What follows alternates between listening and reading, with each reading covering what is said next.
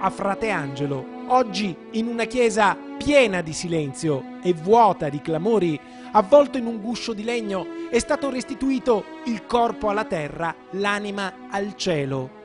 L'estremo saluto dei fratelli, dei figli, perché Angelo era innanzitutto spiritualmente un padre per tanti che oggi hanno riempito, commossi, il convento di San Daniele all'Onigo e che lo ricordano non per il nulla che ha trattenuto per sé, ma per il tanto che ha dato, passando intere giornate nel confessionale. Lui si è speso nel confessionale.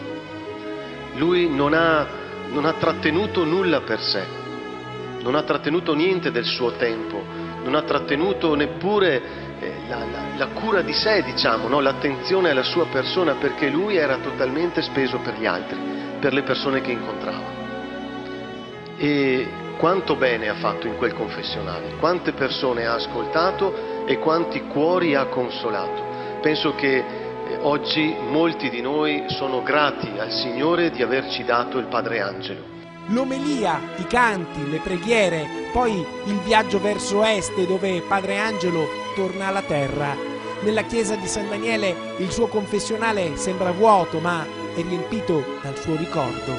Lui era sempre qua, mattina e sera, non c'erano ore, capito? E tanta gente accorreva da tutte le parti del Veneto, come diceva stamattina il celebrante, ecco, sentire una buona parola, confessare, consigliarsi, capito? Esporre i problemi, situazioni familiari, tante volte non facili, capito? E la gente via contenti.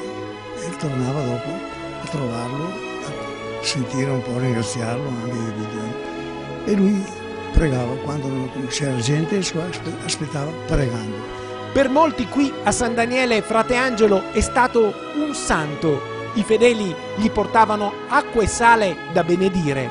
La gente qua è ancora devota del sale, benedetto anche per condire i condimenti, capito? Perciò la gente portava qui pacchi di sale, far benedire, e l'acqua benedetta, che portava a casa anche per uso domestico, per bere, insomma, oltre che per gli ammalati, anche per i sani, per i bambini, eccetera. Una vita sulle orme di San Francesco, di Sant'Antonio, di Padre Pio, fino all'ultima preghiera, laudato simi, Signore, anche per nostra morte corporale, dalla quale nessun uomo vivente può scampare.